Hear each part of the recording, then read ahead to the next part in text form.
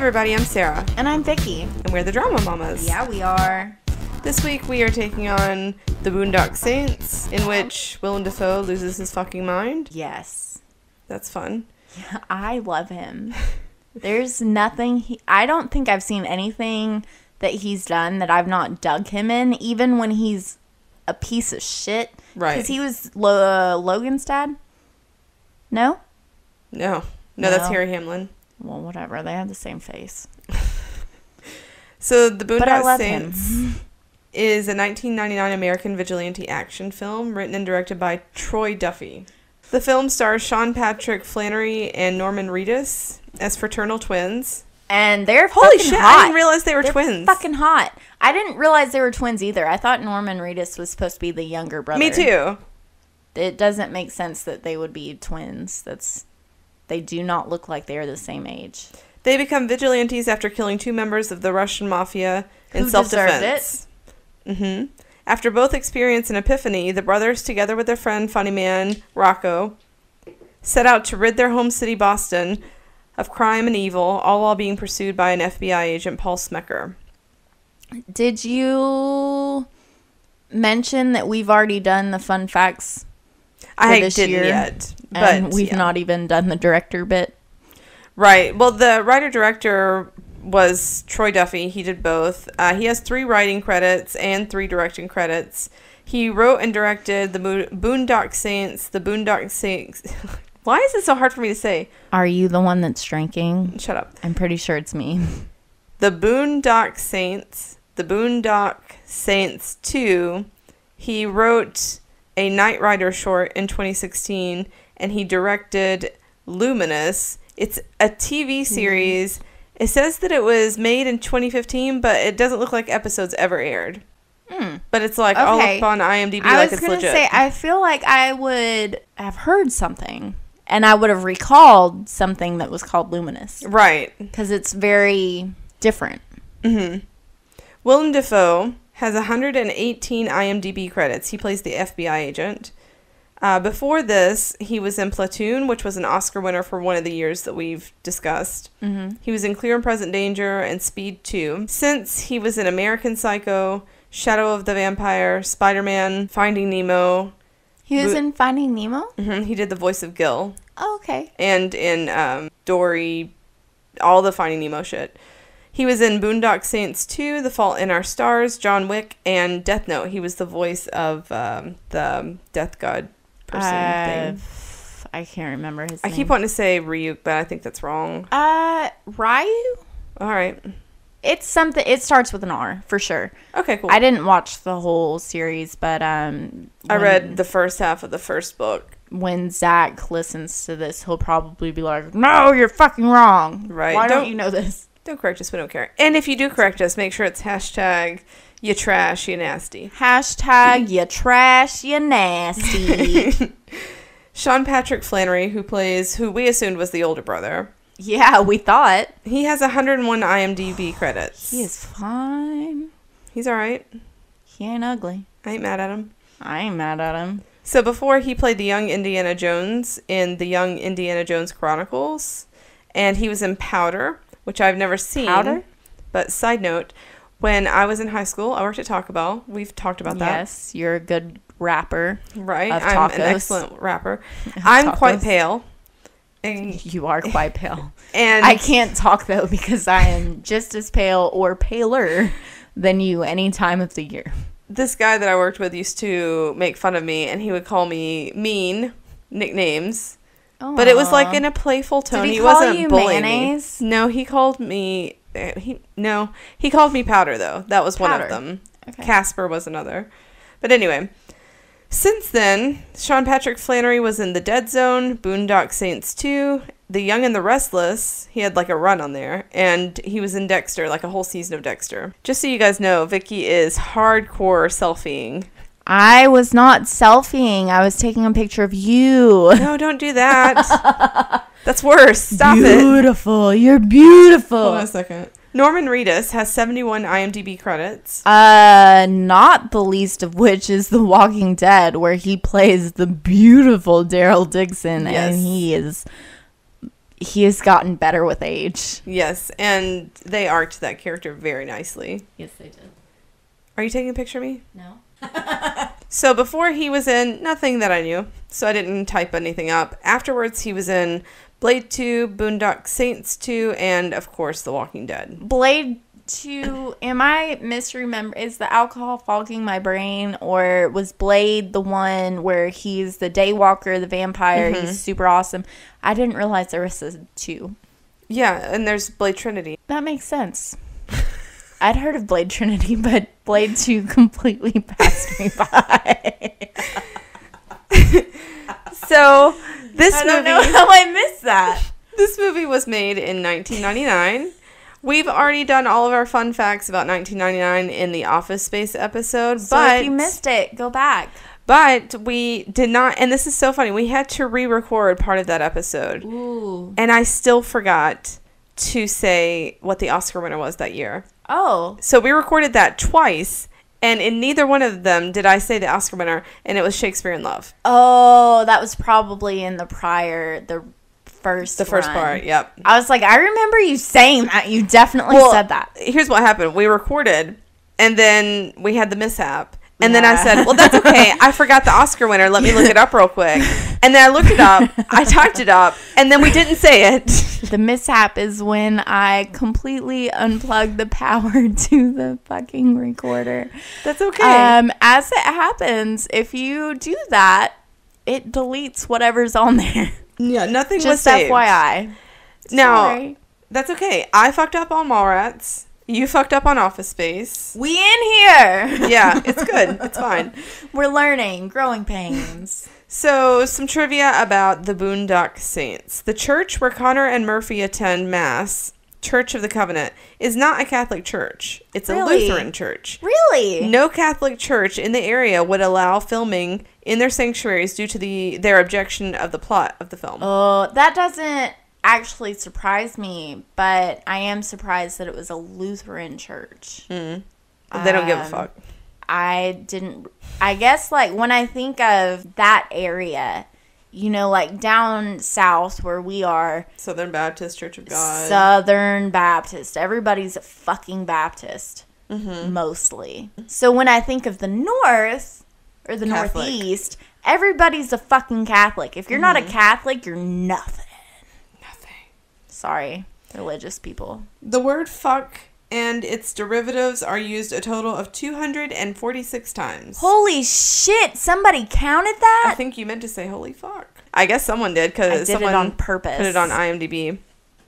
Wow. The tattoo that Connor has on his left hand and index finger says Veritas, which is Latin for truth. Murphy also has a tattoo in the same place, but on his right hand that says Equitas, which is Latin for justice and / equality.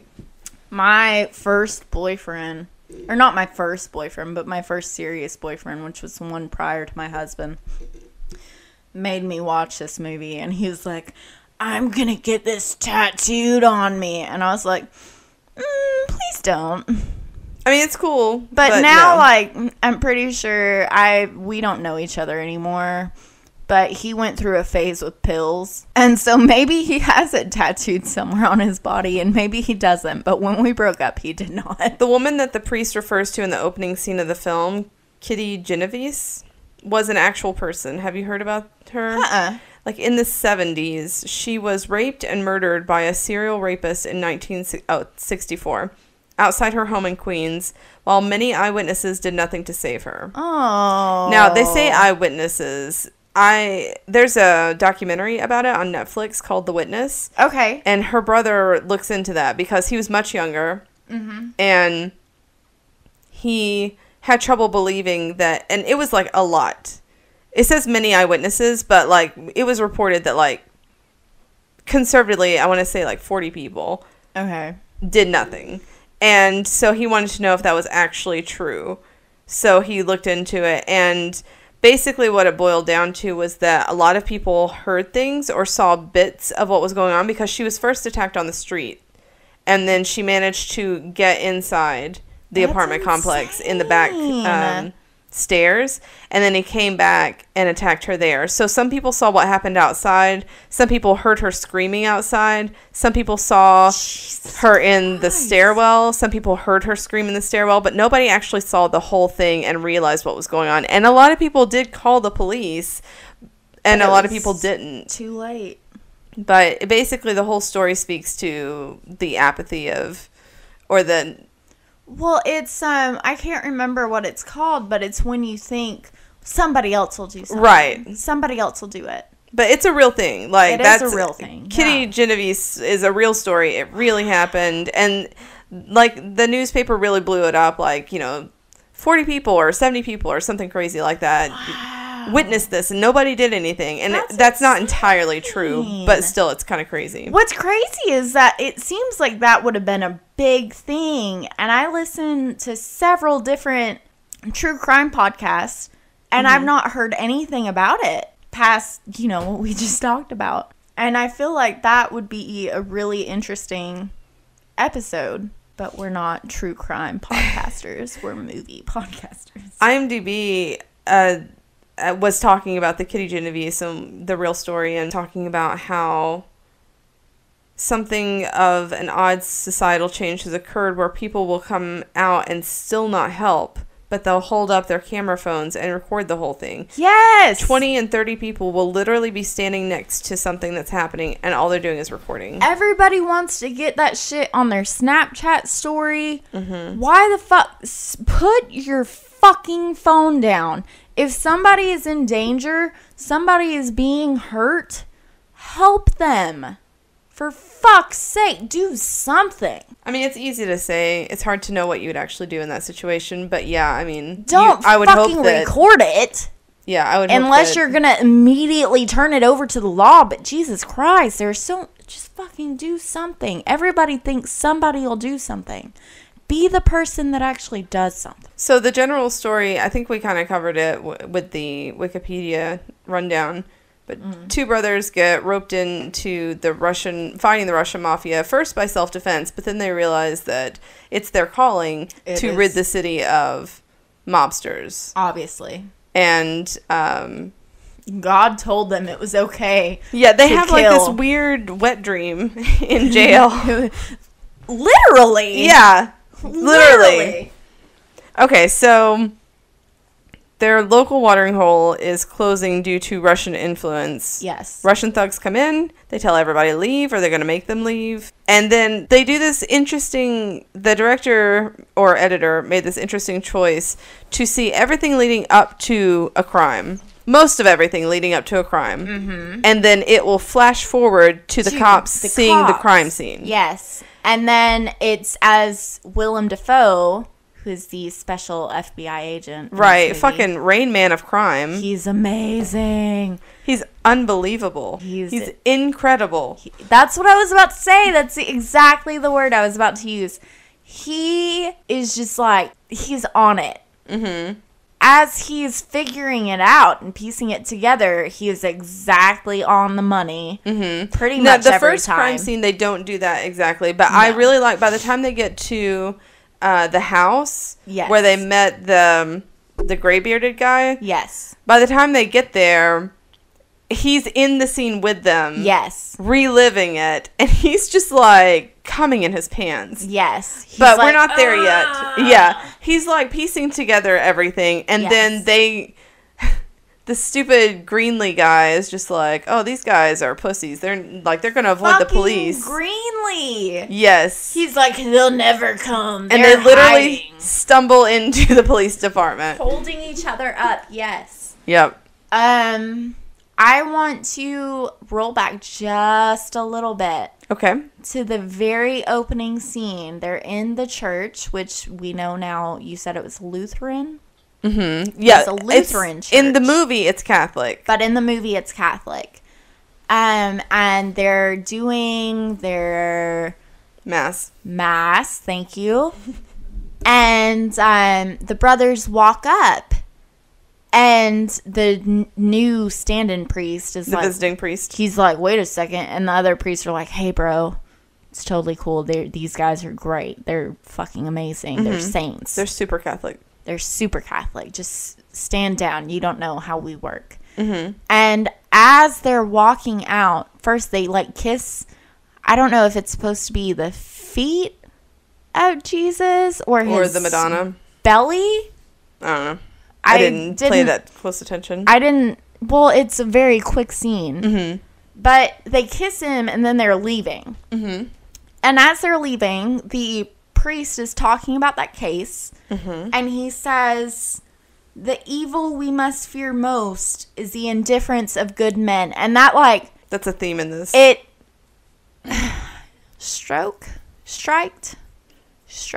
It hit a chord inside of me. And I was like, wow, that's like... Deep. That's deep.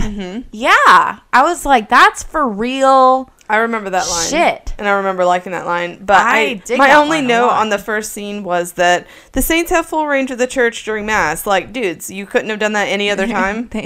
Like, you have to do it right in the middle of Mass. They're like, I have to make out with Jesus before I go to the meat factory. No, I'm going to be the one. I'm trying really hard because I've received feedback from my husband that my laugh is deafening. I find it delightful. I think my laugh is fantastic, but it's a very legitimate laugh, but it's deafening. So I'm trying to lean back from the mic when I laugh. Yeah, lean back. So we learned really early on that Willem Dafoe's character is gay. Has no chill. Oh.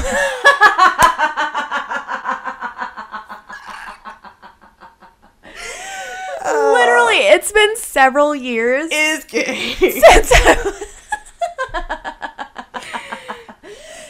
I watched this movie, and I'd forgotten that he was gay. And so that opening scene where he busts in and he puts in his earbud and he has his fucking Walkman, which is not a good device. It skips every time you take a step. Yep. He has his Walkman playing classical music and he's like conducting the orchestra as he examines the crime scene. And I was like, bruh, is this guy gay? Like, it's totally cool if he is, but are they hinting that he's gay? Him? And then later on, it's very obvious. It's very obvious that he is, in fact. And it's not a cuddler. And he's a bit touchy about it. Like, don't say anything about it. So the Saints come into the police department. They talk to the FBI detective. They tell their story. Yes. Basically, what had happened was that they fought in the bar. Yes. And they won. They literally lit the Russians' ass on fire. The Russians track them down to their apartment after they are stitched up. And one of the brothers is taken. The other rips the commode from the floor and drops it on the Russians from the roof. He beats the other one with the lid. And they take their money and guns and seek medical help.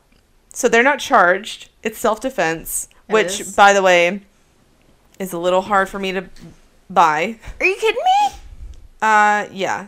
They came into their fucking studio apartment and they were like, I'm gonna fucking kill your brother and I'm gonna handcuff you to the toilet. It's totally self-defense. The first one, maybe. The second one... Dude, that guy was in it. It's like when you go yeah, but and now you're you like... got 2-on-1.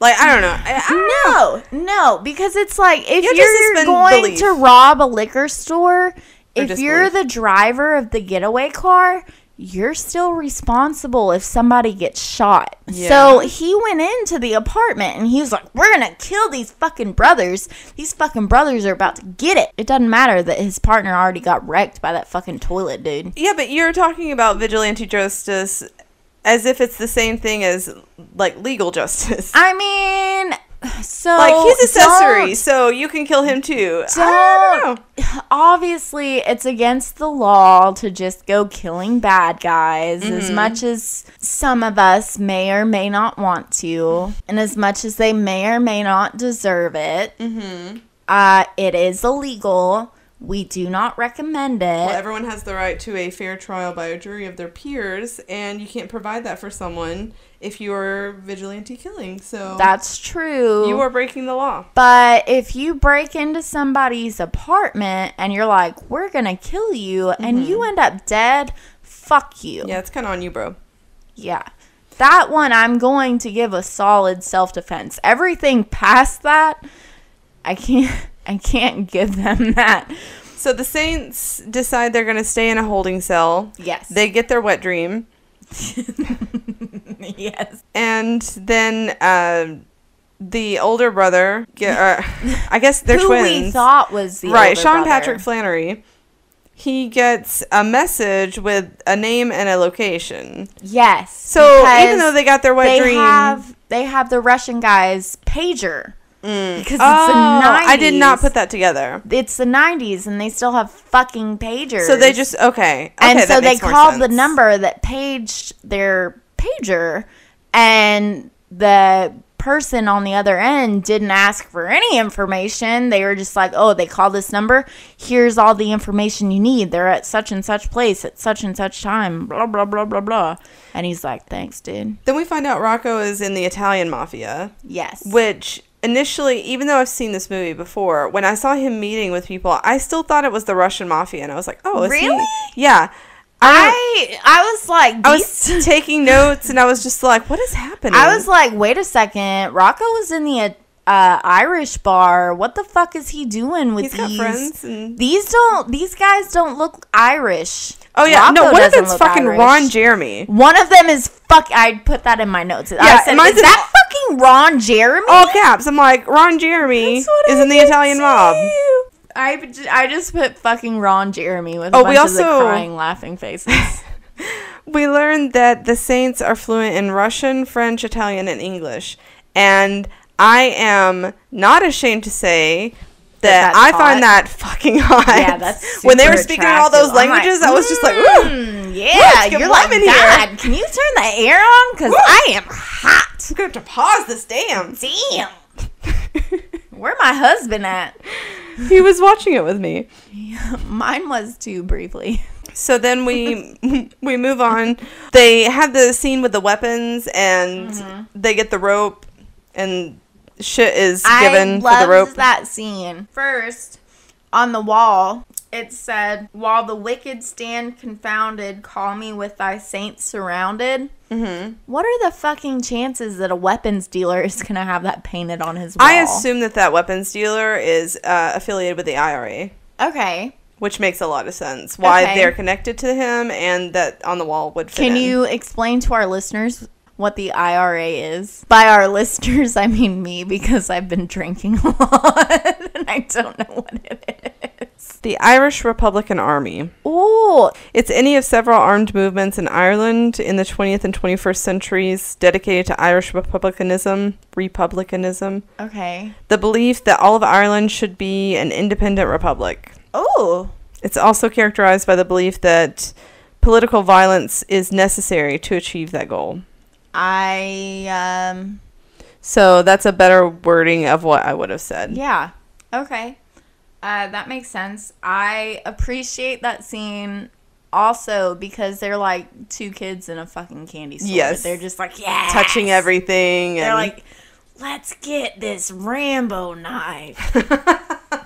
Let's get a rope. So they do the same thing where it shows them preparing and heading toward the crime scene, and then it flashes forward to the FBI agent breaking down the scene. Yes. The McManus brothers killed all the mobsters there. That's the one where Willem Dafoe got the call while he was in bed. Yes. With the Asian guy. That wanted to cuddle. The Asian guy was like, he was trying so hard to snuggle, and Willem Dafoe kept pushing him off, and the guy kept trying, and when Willem Dafoe put the phone down, he's like, what the fuck is wrong with you? And then the guy was like, I just want to cuddle. And Willem Dafoe was like, you're a word we're not going to say. The Saints have now killed the mobsters, so they are no longer working in the realm of self-defense. They are on a holy mission. Yes, and Rocco knocks on the door as a fucking, it's not Best Boy. I can't think of what they're actually called. what are they called? The people who bring food. Bellhop? Bellhop. Is it? I don't know. I don't know That either. sounds right. But he comes and his fucking name tag says Jafar. Yep. And which confused Luke. He was just like, I thought he was Italian. that's funny. That's funny. He looks Middle Eastern. That's all America sees. I'm sorry. With the beard. Yeah. I really like Rocco as a character. But it's very important to note in this scene that Rocco only has one gun, and it's a 6-bullet revolver, and there are 9 bodies. Right. That's plot relevant. Every time Greenlee fucks up, he has to get food. Yes. Which I think is funny. The FBI agent says, Now you Irish cops are perking up.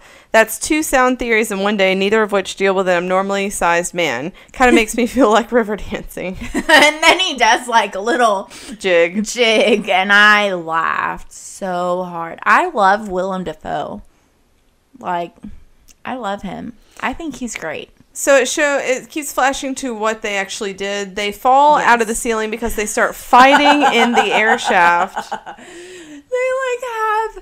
You can only do that. I bet your freaking kids are up there. 100%. Well, not now, but like you could picture your that is girls Rory and up Serenity. there in the air shaft. They're like, no, you've gotten us lost. And then they just fall through the ceiling. The rope pays off. Does pay off. And the Rambo knife does as well. Mm-hmm. In the end. They do that. This is the first time we hear the "And shepherds we shall be" quote, which I don't know. Like, I don't know what it is. I don't know if it's the tattoos. I don't know if it's the violence in the name of justice. I don't know. The perfect unison. Yeah, I don't know if it's the accent, but there's something about them. I think it's the accent. Something about them doing that line where I'm just like, faces, yes. And you're just like, hello. Yes. What up, brothers? You say that. You be shepherds. I would take, we're going to keep referring to him as the older brother. Yeah. Yeah. Sean Patrick Flannery. I would take him before I would take Norman Reedus, unless it was the Walking Dead Norman Reedus, in which I'd be like, hey. Yeah, in this movie, I would prefer him, but like How today. old were they when they did this movie? Young. I'm very interested to know what the age difference was, because it's very obvious to me in their faces that one of them is older than the other. They're not twins. They should not have written and it. he also carries twins. himself a little bit differently. He does. So they find Rocco, who is dressed as Jafar, ready to do that. Ready to die. To die, yeah. So Willem Dafoe's character thinks that this is just mob violence. Yes. And he does not suspect them at all. No. The brothers go home and get high with Rocco, who's impressed by their work. They drink a lot. They tell him to take credit with the Italians. Yes. So then we move on. The cat. By accident, yeah. By accident. So the brothers think that Rocco was supposed to die. They argue and tell him that he shouldn't go see the Italians. It's putting himself in danger. Rocco busts into the apartment after he's gone. This is another part where they show the results of actions, and then they flash back and show what actually happened. Yes. He's freaking out, screaming that they have to leave. Rocco is a total asshole to his girlfriend. Yes. And her friend. He's like just... Before he's a dick to his girlfriend, and before he kills the cat accidentally, he has this line, and it made me laugh really hard when talking about the Italians and how he was like, I deserve this, I'm gonna take credit for it. He says that they can suck my pathetic little dick, and I'll dip my nuts in marinara sauce just so the fat bastards can get a taste of home while they're at it. And I just fucking laughed. And then he hit the table, and the gun went off and blew up the fucking cat. And then I was like, oh shit, what even just happened? And I had to rewind it, because I was like, what the fuck? At first, I thought there was like a spray can bottle. Oh, I thought there was a sniper. There was like a spray paint. I don't know what they're called. Okay. Aerosol can. Yes. of spray paint on the table, and at first I thought that had exploded, and then I realized it was the cat. I thought there was a sniper, and I think that's what they thought too. Mm-hmm. So Rocco finds out everyone knows what he was supposed to do, which puts him in danger from the Russians. Yeah. So he shoots up the Italian deli. Yes. Or whatever it is. Yes. And needs to flee. That's why he's freaking out. Yeah, he's like, we have to go. I killed them all. Then he pitches the plan. We have to go. The master plan that they should just kill off everybody. Because he knows everything. And the brothers are just like, yes. Yeah. We are in. They say they'll kill anyone they deem as evil. They're like 7-Eleven. They're not always doing business, but they're always open. Mm-hmm. Yes. So then they go kill Ron Jeremy in the strip club. Yes. Willem Dafoe comes in called Sin Bin. Willem Dafoe comes in and Rain Man's the death of Ron Jeremy, realizing the killers are not who he had assumed. Yes. He realizes it's not gang violence. It's the brothers. Does he put it together that it's the brothers here or later? Well, I think he starts putting it together. I think he realizes it's a vigilante. Yeah. But I don't think he knows it's the brothers yet. I'm not sure. He has this line that says, "Oh, isn't that beautiful? All the lowlifes in Quiet City, Boston start dropping dead, and you think it's unrelated. Greenlee, the day I want Boston police to do my thinking for me, I will have a fucking tag on my toe." I'm like, that's a good line. It is a good line. So the Italians bring the badass out of prison / retirement. Yes. Rocco poses a new target. They hit the new target. Dafoe interprets the scene. So he's in the scene interpreting it as it's happening. So they have... Worlds are colliding here. Mm-hmm. And that was a really interesting way to film it, I think. Mm-hmm. The brothers are ambushed. Dafoe comes in his pants over the last scene.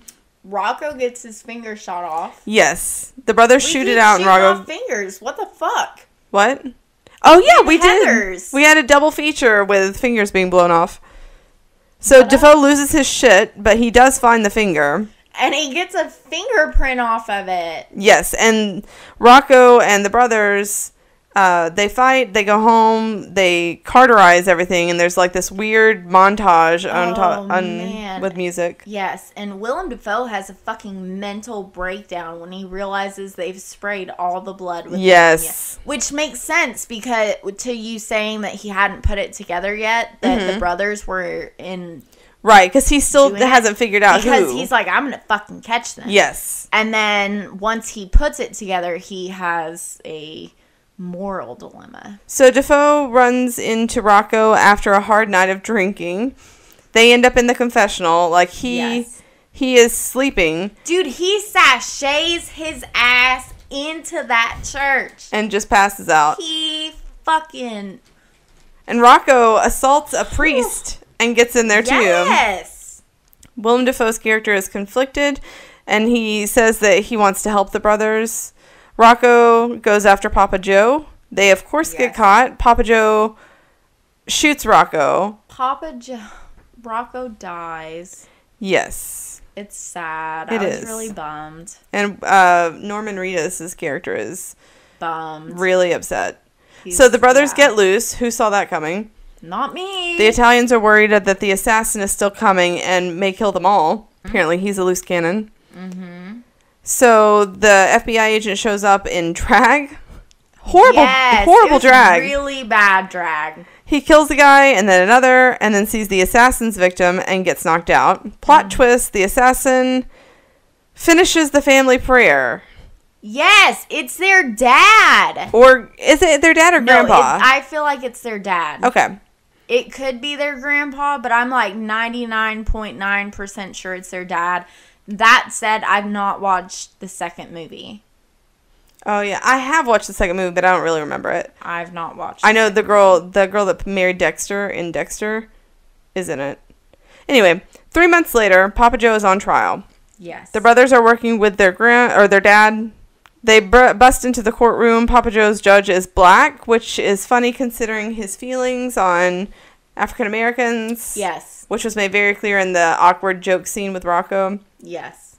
The brothers execute Papa Joe in front of God and everybody. Mm-hmm. After an epic speech, Dafoe watches and does nothing to intervene. No, Because in his moral dilemma, he was like, I'm having a problem because I feel like what they're doing is right. Mm-hmm. But I'm a man of the law. Mm-hmm. So which way do I go?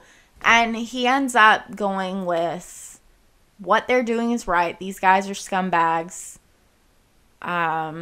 They deserve what they're getting. Fuck them. Fuck them. And I'm pretty sure at that point the credits roll. Yeah, they do that epic speech saying, really don't do good bad speech. shit. And Because then they say, we will come for you. It doesn't matter if you're a lowly drug dealer. It doesn't matter if you're a mafioso. Is that what they're called? I don't know. I don't know They either. say, for if you do, one day you will look behind you and you will see we three. And on that day, you will reap what you sow. Yeah. And the other brother says, and we will send you to whatever God you wish. Whatever God you wish. That is interesting. And it is their dad, because one of the brothers asks, how far are we going to take this, Da? And the assassin says, the question is not how far. The question is, do you possess the constitution, the depth of faith to go as far as is needed? And then the credits roll while the news is interviewing people on how they feel about the Saints. And people are conflicted. Some people are like, yeah, no, they're doing what the legal system is failing to do. Yes. And some people are like, they're like, no. they're undermining our entire legal system. There's a reason that our legal system is the way that it is. Mm-hmm. And you can't go against that. I forgot that they had all those people. I made a note about it, but I've forgotten since Monday. I think Dexter really solved that mystery, because what Dexter would do was people that had escaped, like, on a technicality. Uh-huh. Or, like, they were never caught on a technicality. Mm-hmm. And then he would just murder those people. Oh, Dexter's well, at first. in my Netflix queue, but I've not watched it. Well, it's good till, like, season 4. Okay. And then you can just stop. Okay. Good to know. Does it get like True Blood where you're just like, oh. Okay. They kill off somebody, and it really takes something out of the show. Okay. Surprisingly. You wouldn't think that taking that character out would really change it that much, but it does. Okay. And the way that they kill that character is, like, fucking epic. I've literally blew my mind. Okay. I've had it in my queue for like 4 years.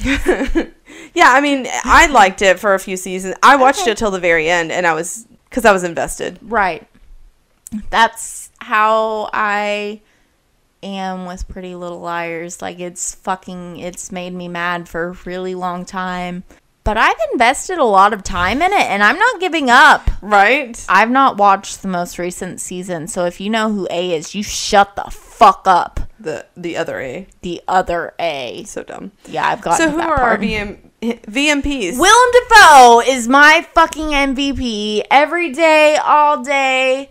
If I was fucking like on my deathbed, St. Jude's, Make-A-Wish child, I won't be because I'm not a child anymore.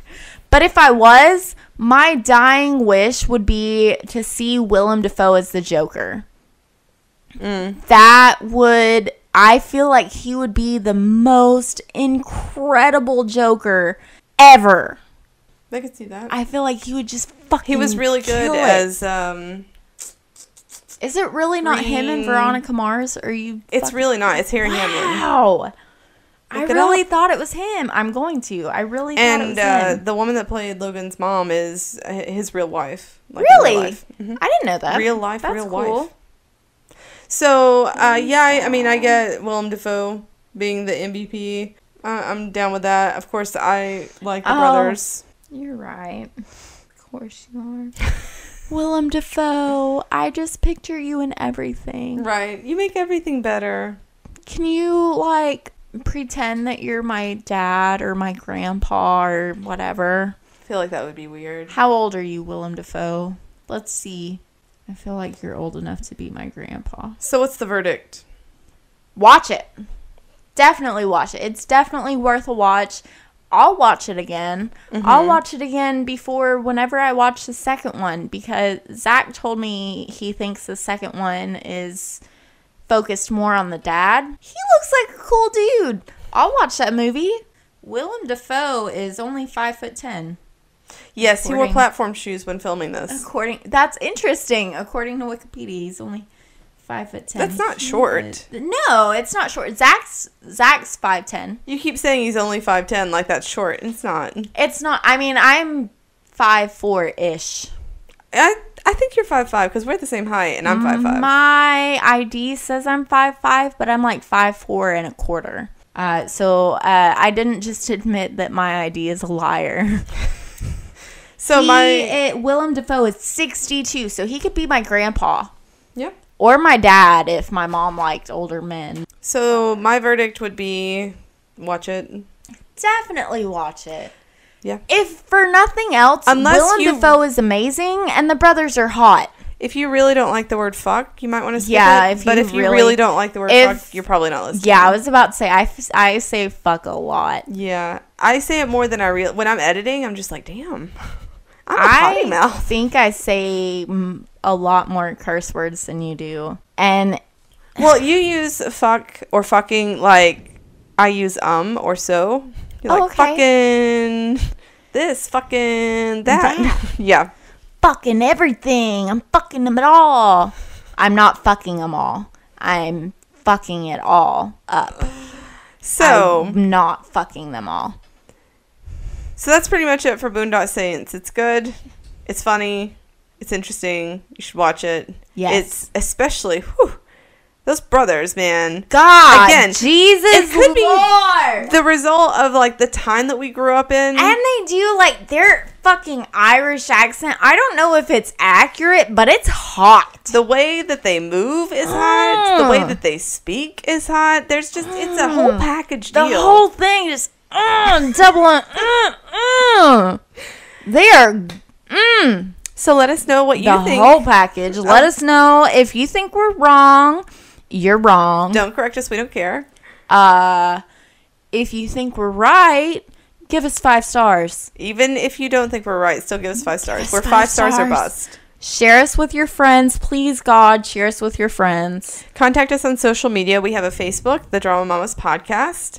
We have a Gmail set up so you can send us private messages if you'd like. Yes. It's dramamamaspodcast at gmail.com.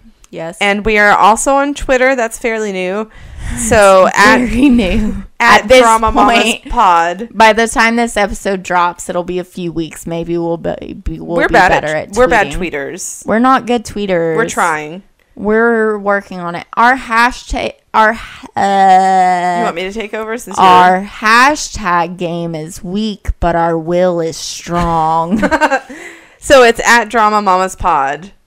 That's our whatever, and we're really trying to get hashtag you trash, you nasty to be a thing. Hashtag you trash, you nasty. Yes, that's a reference to our Princess Bride episode. If you haven't heard it, listened, give it a listen. It's funny. Give us a like, give us a listen, give us a share.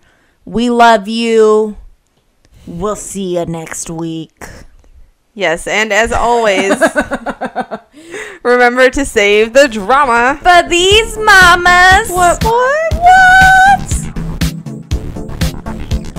Next week on the Drama Mamas, we're going to answer this question. Pretty sure that it's narrator, not narrator. Narrator. Yeah, that's not what you were saying before. Totally what I was saying. No, it's not. We have it recorded. Nope. You know what? I don't want to hear about your allegories.